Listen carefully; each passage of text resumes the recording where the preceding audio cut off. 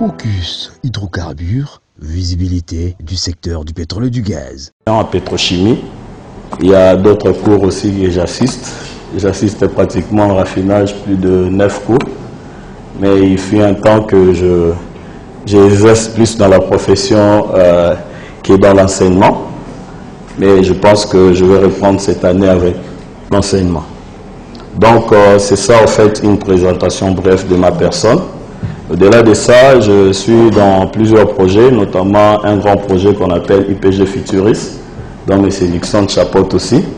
Nous voulons faire de cette institution une institution des standards internationaux. Ça, c'est un grand projet sur lequel nous travaillons. Nous appuyons plusieurs associations de jeunes et vous pouvez nous retrouver dans certains ONG liés au domaine pétrolier. Question de chercher des opportunités pour les jeunes étudiants qui terminent leur cursus et qui ont besoin d'emploi, de faire un pont entre le monde estudiantien et le monde professionnel. C'est sur ça que nous sommes en train de travailler. Et quand on m'a parlé de cette initiative, je n'ai pas hésité de venir. Je suis en plein travail, mais je me suis dit que je ne peux pas manquer parce que je dois travailler avec Seb pour voir comment on va arranger notre tanker qui arrive la semaine prochaine. Donc je suis tout le temps en train de travailler avec le bureau, mais je me suis dit que je dois répondre à cette invitation pour donner peut-être la foi à quelqu'un, à un étudiant qui se croit inférieur, tandis qu'il peut réaliser des miracles. J'ai dit et je vous remercie. Donc, merci. Excusez mes diapos, l'informaticien était tellement speed et après il peut y avoir quelques petites fautes, mais on va chercher de décider. Nous parlons lubrifiant. D'abord, nous entrons dans la définition du lubrifiant. Nous retenons 3 définitions. La définition que j'appelle littérale. Vous voyez que la disposition n'est pas ce qu'elle devait être. La définition littérale, c'est quoi le lubrifiant? De manière simple, on peut dire que le lubrifiant, c'est un produit utilisé pour réduire le frottement. Ça, de manière simple. J'aimerais, si vous m'accordez, qu'on puisse faire un exercice. Un simple exercice, ce n'est pas pour vous embêter. Est-ce que nous pouvons faire un mouvement de frottement par rapport à nos 2 mains? Est-ce que nous pouvons frotter nos 2 mains pendant même 3 minutes? Et frottez vraiment, ne frottez pas avec fier, sinon vous allez manquer ce qu'on veut apprendre. Qui peut me dire, merci beaucoup, qui peut me dire qu'est-ce que vous avez senti en frottant les 2 mains? La chaleur. Alors, ça c'est le frottement. Et quand vous sentez cette chaleur a un effet. C'est-à-dire, ça use vos mains, c'est-à-dire ça enlève la matière dans vos mains et ça dégage une énergie. Et cette énergie va affaiblir l'énergie de déplacement de deux entités ou bien de 2 parois. Et si vous continuez comme ça, vous allez remarquer que si vous faites le même mouvement pendant 1 heure du temps, vous allez sentir de brûlure et même la blessure. Et le lubrifiant, c'est ces produits-là qu'on applique pour réduire le frottement. Et je vais vous demander encore de refaire le même exercice, mais d'appliquer un lubrifiant naturel que chacun possède.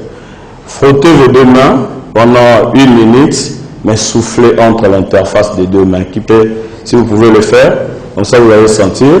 Vous soufflez en frottant. Merci beaucoup. Qu'est-ce que vous sentez?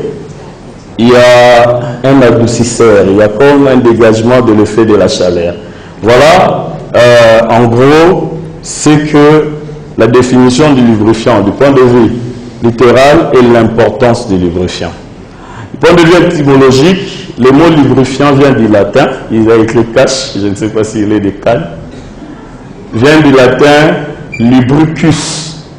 Lubricus signifie simplement glissant, c'est-à-dire une matière qui permet à ce que les glissements s'effacent de manière aisée. Maintenant là, j'aborde le stade d'ingénieur. Du point de vue ingénierie, c'est quoi le lubrifiant? Eh bien, le lubrifiant, c'est le mélange entre l'huile de base et l'additif. L'huile de base, additif, on mélange ça constitue un tout qu'on appelle lubrifiant. Alors, l'huile de base, c'est quoi? Comme on le dit, chacun a une idée sur l'huile et chacun sait les différentes origines qu'on peut obtenir de l'huile. Nous avons l'huile végétale, nous avons l'huile animale et nous avons aussi l'huile qui nous concerne ici, c'est l'huile minérale. Mais dans l'huile minérale, il y a moyen d'améliorer cette huile pour rendre ça synthétique. Et nous pouvons prendre l'huile synthétique, nous mélangeons encore avec l'huile minérale pour trouver ce qu'on appelle l'huile semi-synthétique. Alors, l'huile minérale synthétique, ça vient d'où? Ça vient en fait de nos deux domaines de base, le pétrole et le gaz. Donc, à partir du pétrole brut, le coco, puisque je suis congolais, je dois prendre notre pétrole. À partir du coco, nous pouvons raffiner le coco pour obtenir les huiles de base appelées techniquement HVI. Alors, M. Mbalakwam vient de nous présenter les unités de l'associé. Il n'a pas voulu s'étendre, mais il y a un projet d'amélioration de l'associé, de rendre ça complexe. Et il a travaillé dessus aussi. Mais comme il dit, on accuse la maman, tandis que c'est le papa qui devait laisser la nourriture. Donc la maman est prête à préparer. Et la maman s'est déjà mis à l'idée que quand j'aurai l'argent, je vais préparer tel plat. Et ça, ce sont des études déjà. Dans la raffinerie simple, il est impossible de produire les HVI. Parce que les HVI exigent une unité indispensable qu'on appelle la distillation sous pression, bien la distillation sous vide. Alors, pour avoir cette unité, il faut avoir une raffinerie qu'on appelle pas complexe. On dit raffinerie de conversion classique. C'est le minimum. On peut avoir des raffineries de conversion profonde. Et comme la raffinerie en Inde, on l'a évoqué ici timidement, cette raffinerie-là, elle est vraiment complexe dans le vrai sens du mot. Parce qu'on a des raffineries qui ne produisent que des produits pétroliers, et il y a d'autres raffineries qui produisent les dérivés du pétrole. Je ne sais pas si on comprend la nuance entre produits pétroliers et dérivés du pétrole. Tout produit pétrolier est dérivé du pétrole, mais tout dérivé du pétrole n'est pas un produit pétrolier. Parce que le mèche de nos mamans sont des dérivés du pétrole, mais on ne peut pas les classifier comme étant des produits pétroliers. Alors, une fois que nous avons la distillation sous vide, ça nous permet de produire les huiles de base minérales. Le brut préférentiel, comme l'ami a voulu savoir le caractéristique du brut coco, mais pour le lubrifiant, le brut préférentiel, c'est le brut paraffinique. C'est le brut qui est favorable pour la fabrication des lubrifiants. Ça, il ne faut jamais l'oublier. Et le brut paraffinique va passer 5 étapes. Et ces 5 étapes, ce n'est pas la question de notre étude. C'est peut-être un peu plus loin dans le couloir, on peut vous donner ces étapes. Après ces 5 étapes, nous avons les huiles de base.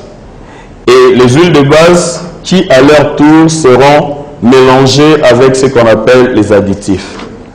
Et les additifs, ce sont des produits chimiques qui viennent probablement du pétrole et d'autres ne viennent pas nécessairement du pétrole. Ce sont des produits chimiques. Et les additifs qu'on donne pour fabriquer un type de lubrifiant, cet ensemble d'additifs, on utilise ce terme technique qu'on appelle le package d'additifs. Focus Hydrocarbures, visibilité du secteur du pétrole et du gaz.